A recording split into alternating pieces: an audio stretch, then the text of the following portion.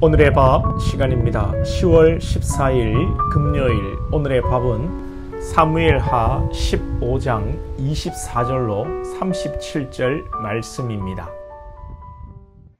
보라, 사독과 그와 함께한 모든 레위 사람도 하나님의 언약궤를 메어다가 하나님의 궤를 내려놓고 아비아달도 올라와서 모든 백성이 성에서 나오기를 기다리도다.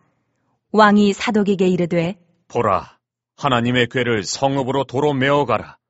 만일 내가 여호와 앞에서 은혜를 입으면 도로 나를 인도하사 내게 그 궤와 그 계신 데를 보이시리라. 그러나 그가 이와 같이 말씀하시기를 내가 너를 기뻐하지 아니한다 하시면 종이 여기 있사오니 선히 여기시는 대로 내게 행하시옵소서 하리라. 왕이 또 제사장 사독에게 이르되, 내가 선견자가 아니냐? 너는 너희의 두 아들 곧 내 아들 아히마아스와 아비아달의 아들 요나단을 데리고 평안히 성읍으로 돌아가라. 너희에게서 내게 알리는 소식이 올 때까지 내가 광야 나루터에서 기다리리라 하니라. 사독과 아비아달이 하나님의 궤를 예루살렘으로 도로 메어다 놓고 거기 머물러 있으니라. 다윗이 감람 산길로 올라갈 때에 그의 머리를 그가 가리고 맨발로 울며 가고 그와 함께 가는 모든 백성들도 각각 자기의 머리를 가리고 울며 올라가니라.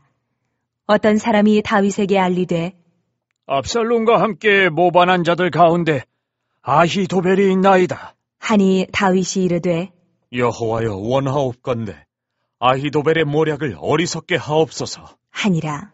다윗이 하나님을 경배하는 마루턱에 이를 때에 아렉 사람 후세가 옷을 찢고 흙을 머리에 덮어쓰고 다윗을 맞으러 온지라.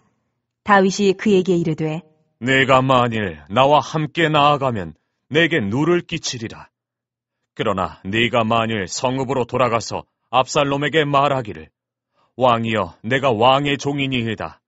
전에는 내가 왕의 아버지의 종이었더니 이제는 내가 왕의 종이니이다 하면 네가 나를 위하여 아히도벨의 모략을 패하게 하리라. 사독과 아비아달 두 제사장이 너와 함께 거기 있지 아니하냐? 네가 왕의 궁중에서 무엇을 듣든지 사독과 아비아달 두 제사장에게 알리라. 그들의 두 아들 곧 사독의 아히마아스와 아비아달의 요나단이 그들과 함께 거기 있나니 너희가 듣는 모든 것을 그들 편에 내게 소식을 알릴지니라 하는지라. 다윗의 친구 후세가 곧 성읍으로 들어가고 압살롬도 예루살렘으로 들어갔더라. 다윗은 피난길에서 예루살렘을 떠나 감람산의 이 정상에 이르는 과정에서 언약궤와 제사장을 예루살렘으로 돌려보내고 아히도벨이 압살롬과 함께 한다는 소식에 실망하고 후세를 예루살렘으로 돌려보내 아히도벨의 이 전략을 알아내게 하는 그런 전략을 세우게 됩니다. 자, 여기서 먼저는 다윗이 언약궤와 제사장들을 돌려보내며 하는 말이 25절과 26절에서 왕이 사독에게 이르되 보라 하나님의 궤를 성읍으로 도로 메어 가라. 만일 내가 여호와 앞에서 은혜를 입으면 도로 나를 인도하사 내게 그 궤와 그 계신 데를 보이시리라. 그러나 그가 이와 같이 말씀하시기를 내가 너를 기뻐하지 아니한다 하시면 종이 여기 있사오니 선히 여기시는 대로 내게 행하시옵소서 하리라. 다윗은 이 압살롬의 반란의 결과를 하나님께 전적으로 맡겨드리고 있습니다.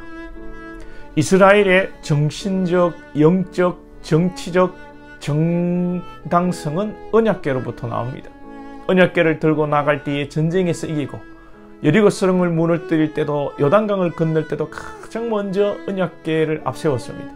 이 언약궤를 가지고 있느냐 없느냐가 백성들의 사기를 좌우하는 것인데 다윗은 언약궤를 예루살렘으로 돌려보내고 만약에 내가 하나님의 은혜를 입으면 돌아올 것이고 그렇지 않다면 하나님께서 나를 버리시면 어쩔 수 없다는 것입니다.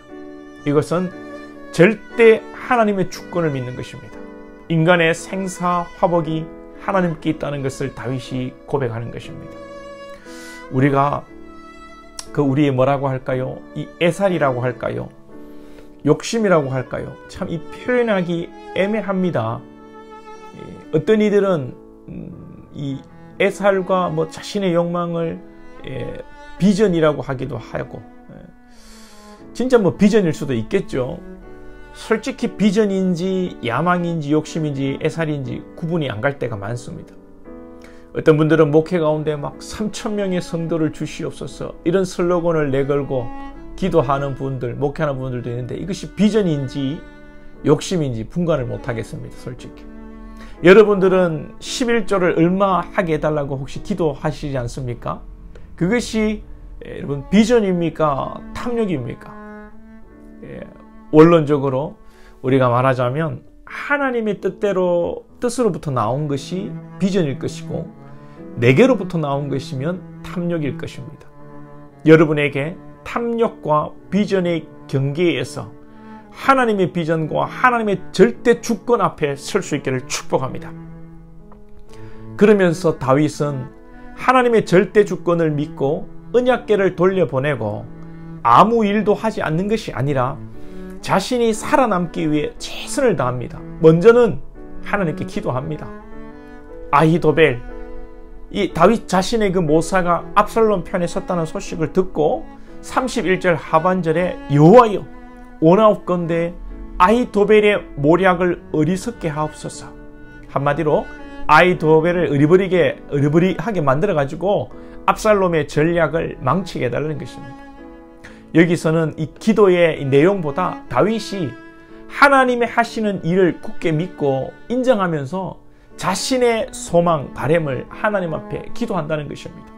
우리 교회가 분명히 하나님의 뜻대로 재개발 가운데 교회를 건축하던 아니면 어디 다른 데로 이사를 가던 하나님의 뜻대로 될 줄 굳게 믿어야 됩니다.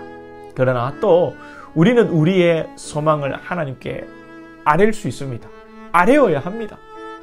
예수님께서도 십자가의 잔을 옮길 수만 있다면 옮기고 싶으셨습니다.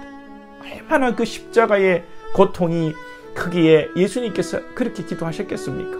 그러나 예수님은 또 하나님의 뜻에 순종하시는 기도를 하셨습니다. 우리 신앙이 참 묘하고 신비합니다. 하나님의 뜻대로 다 될 줄 믿습니다 하고 손 놓고 있는 것이 아니라 우리가 우리 형편대로 기도해야 합니다. 그리고 기도만 하는 것이 아니라 다윗은 후세를 예루살렘으로 침투시킵니다. 예루살렘으로 가서 압살롬 편을 드는 척하면서 정보를 알아내서 이미 보낸 사독과 아비아달에게 전달하는 것입니다. 다윗은요, 하나님의 절대 주권을 인정하고 기도하고 그리고 전략을 세우고 행동하는 사람이었습니다. 우리에게도 하나님의 절대 주권을 믿고 이미 있는 신앙 그리고 기도 또한 행동하는 전략이 있어야 될 줄로 믿습니다. 제가 이번에 노회를 다녀오고 세미나를 참석하고 이번만이 아니라 언제나 이 교회 성장과 부흥의 세미나를 가끔 들어보면 대부분 강사님도 그렇고 듣는 목회자도 그렇고 전략에 집중합니다. 교회에 심지어 조명을 어떻게 해야 성도들이 좋아할 건가, 사람들이 많이 올 건가, 심지어 목사가 어떻게 옷을 입고 어떻게 이 헤어스타일을 해야 될 것인가, 그러면서 또 세련된 교회가 되어야 한다, 그런 이야기들 이렇게 하죠. 아쉬운 것은 너무 전략에 치중한다는 것입니다. 전략에 치중하다 보니 기도가 없고 하나님의 뜻에는 관심이 무뎌져 가는 것이죠. 그냥 부흥하고 사람들만 많이 오면 좋다는 것입니다. 우리가 여기에 속으면 안 됩니다. 제가 중2짜리 우리 애한테 물었습니다. 이번에 강사 목사님 교회는 성도가 5,000명이래. 중2짜리 우리 딸애가 1초도 망설임 없이 그 교회 성도들은 다 천국 간대? 5,000명이면 성공한 목사야? 제가 참 부족하지만 우리 딸이 참 자랑스럽습니다, 여러분. 이런 거 해도 되는지 모르겠습니다. 그냥 하겠습니다. 반대로 하나님의 절대 주권을 믿음으로 전략이 없는 사람들이 있습니다. 저는 부끄럽게도 믿음도 부족하고 전략도 부족한 사람이라는 것을 이번에 참 많이 깨달았습니다. 절대 주권을 믿는다고 하면서 기도하지 않고 전략을 세우지 않고 행동하지 않는 자는 영적 게으름에 빠진 사람이고 믿음이 없다고 할 수 있는 것이죠.